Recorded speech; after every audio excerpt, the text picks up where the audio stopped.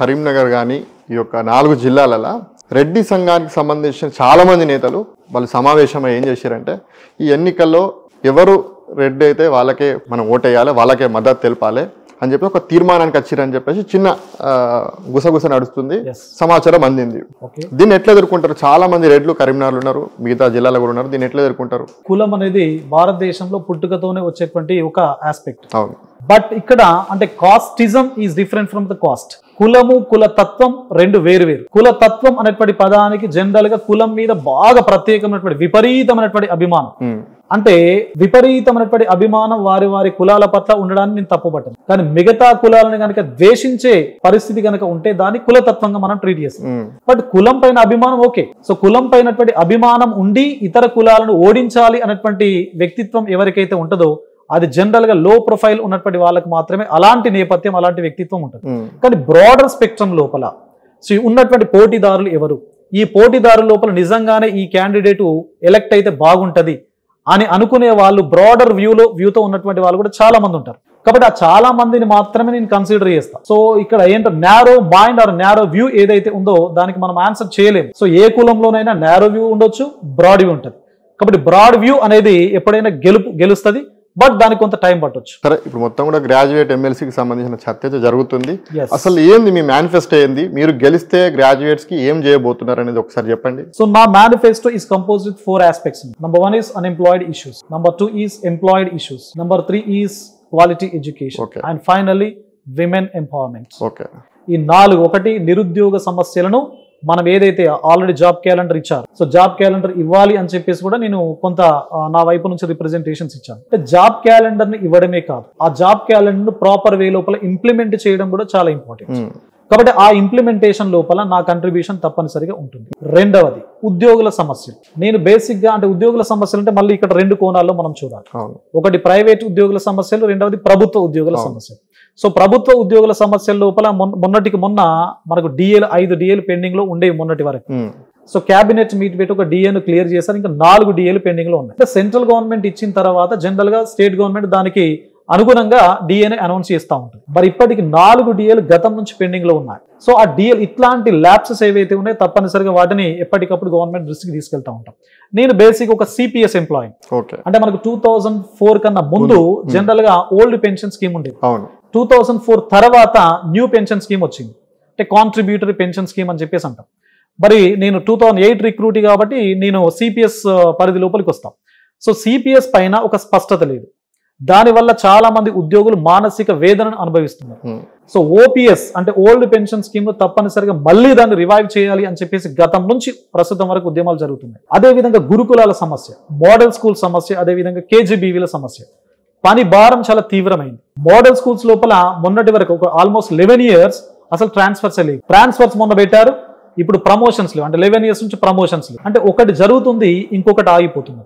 So 010 పద్దు కింద వాళ్ళకి జీతాలు లేవు. అంటే వాళ్ళకి అసలు ఎంత బేసిక్ పే ఎంత ఉంది, ఏ విధంగా శాలరీ కంప్లీట్ గా అవుట్కమ్ ఏ విధంగా వస్తుంది అనే దానిపైన క్లారిటీ లేదు. సో గురుకులాల లోపల చాలా తీవ్రమైనటువంటి పని ఒత్తిడి ఉంది. కేర్ టేకర్ సిస్టమ్ లేదు. ఎందుకంటే ఎవరైతే టీచ్ చేస్తున్నారో వాళ్ళకు నైట్ డ్యూటీలు ఇస్తా ఉన్నారు. అంటే టీచ్ చేసేటువంటి వ్యక్తి స్వేచ్ఛాపూరిత వాతావరణం లోపల టీచ్ చేస్తేనే సో స్టూడెంట్స్ యొక్క మైండ్ లోపల చాలా బలంగా కంటెంట్ అనేది నాటుకుపోతుంది.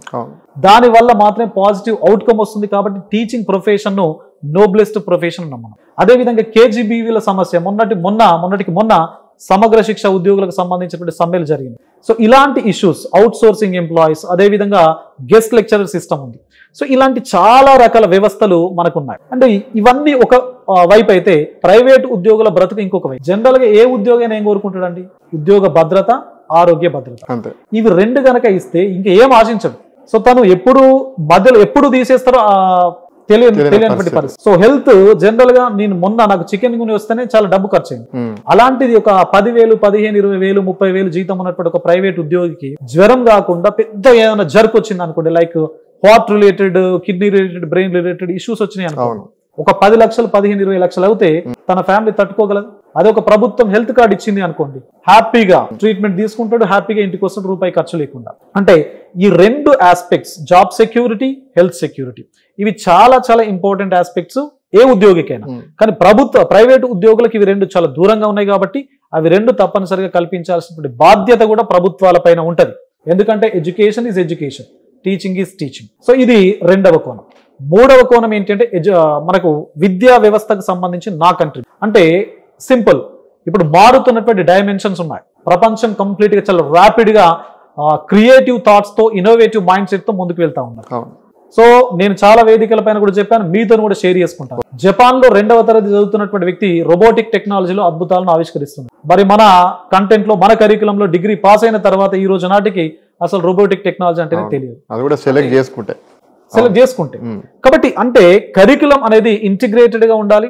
సో కరికులం లోపల కేవలం నేను చిన్నప్పుడు చదువుకున్నప్పుడు ఆటల పోటీలు ఉండేవి.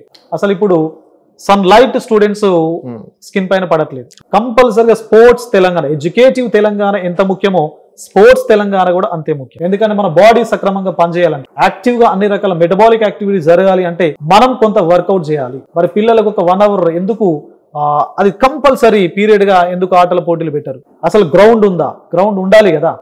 సో అట్లా ఉంటే ఏమవుతుంది, ఎడ్యుకేషన్ కి ఎడ్యుకేషన్, అదే విధంగా మన ఫిట్నెస్ కు ఫిట్నెస్ అనేటువంటిది ఉంటుంది.